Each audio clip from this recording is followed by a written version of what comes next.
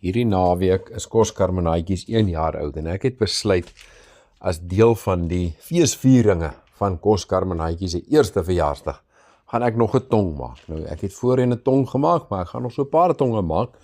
So wees maar voorberei op 'n paar tonge. Hierdie een is 'n goeie vriend van my se Dexter beeste. Lyk my die Dexter beeste het lang tonge gehad as jy dit so kyk. En daai het op die veld geloop soos 'n donker vel wat hy het. Seker baie gras geëet en met so 'n lang tong kan jy net dink wat se stories vertel is, né? Ek wil hierdie tong eenvoudig hou. Sout, peper, 'n klompie ekstra speserye en dan het ek besluit as 'n laaste wil ek hom in milkstout kook. Dit is die seisoen van milkstout die laaste 2 weke gewees, maar nou is my milkstout klaar. En ek dink dit gaan baie lekker wees. Die tong is nou yskas toe en hy lê vir 12 of 14 ure in rus in hierdie milkstout. Hoe gelukkig kan so 'n tong nou nie wees nie.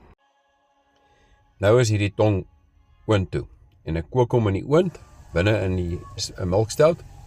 Intussen tyd bietjie later het ek 'n vuurtjie begin maak en toe het ek besluit hy moet vir nog so 1 uur en 'n half op die kole kook. Moet daarom vuur hê. Aanvanklik wou hierdie vel nou nie afkom nie, maar hy het net ewe skielik lekker afgekom. Kyk net hoe lekker sag kom hy af. Daai tong is bitter warm gewees toe ek hom afgehaal het.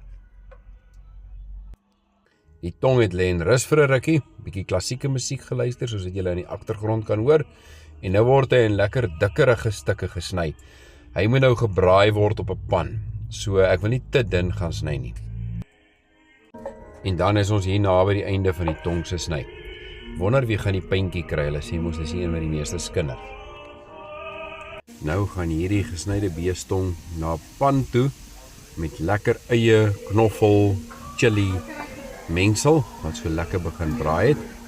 Hoor net 'n sizzle daardie werk uit daarso. In die tussentyd gebruik ek die ou milkstout om aartappelwiggies te kook. Hierdie tongsteaks braai ek nou vir so 5 minute met die eie saam. Die trek lekker, die geure trek lekker in daar. Dan vir die opskepslag. Tong saam met al daardie eie gaan in 'n pragtige houtbak en daar rondom gaan ek ook al die aartappels mooi pak. En dan is ons gereed vir ete. Ek sien uit na hierdie ete. Weet nie wat dit gaan oplewer nie, maar dit gaan lekker wees. En daar is die tong saam met die aartappels.